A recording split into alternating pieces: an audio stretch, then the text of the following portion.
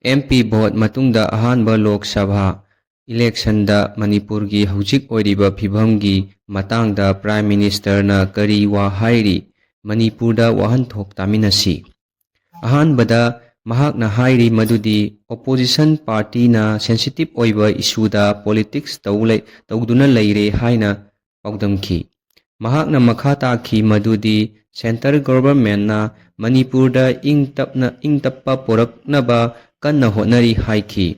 Lan asi hantarakle school sing Manipurda chang naina phajana kanari Congress ki MP singna Manipurgi irang asigi matangda wa ngangnabagi takshinkibagi matung inna PM Modi na haiki madudi Manipurgi history da President rule tararak thamki. Thariba irang asida khaktang uri haukiba kayabudi kauthoi. Congress MP da oina onsinduna asumna haiki madudi Manipurgi prajana Congress pu tungda yaninglakloy. Manipurgi history khangba miyoi singna khanglamgani madudi Manipurda matam sangna praja singi sayetnaba adum thoktuna lakli. Congress na kauthokloidabadi President rule tararak thamkibadugi maramsu leiramgani. Adubu BJP gi sarkar nadi President rule thamkide. PM Modi na makha taraki Central Government amadi State Government na stakeholders singa Sanaduna Santi Hanjinnaba hotnari. Stakeholder haibadi thabak thauram ama maipangna pangthoknaba thaudang lauriba miyoi sing adubuni. PM Modi na makha taki Home Minister Amit Shah Manipurda numit kayani leiduna irang asigi matangda nainaki.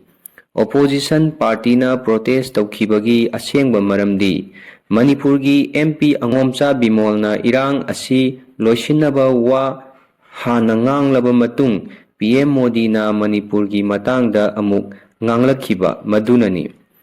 PM Modi na wa ngangba haurakpada opposition gi MP singna hauna Manipurda achumba pura u haiba kholau kaya hauna laukhi.